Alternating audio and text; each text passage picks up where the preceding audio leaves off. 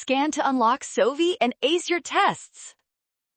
Integration problems like this look scary, but we can solve this one fast. Let's break down this quadratic denominator and find the perfect match together. First, we need to complete the square for the denominator. Take half of 4, square it, and split that 5 into 4 plus 1 to get x plus 2 squared.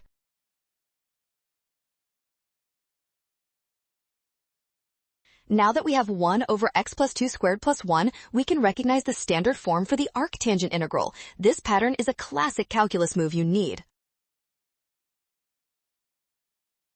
Finally, apply the formula directly. The integral of 1 over u squared plus 1 is the inverse tangent of u, providing our final result clearly.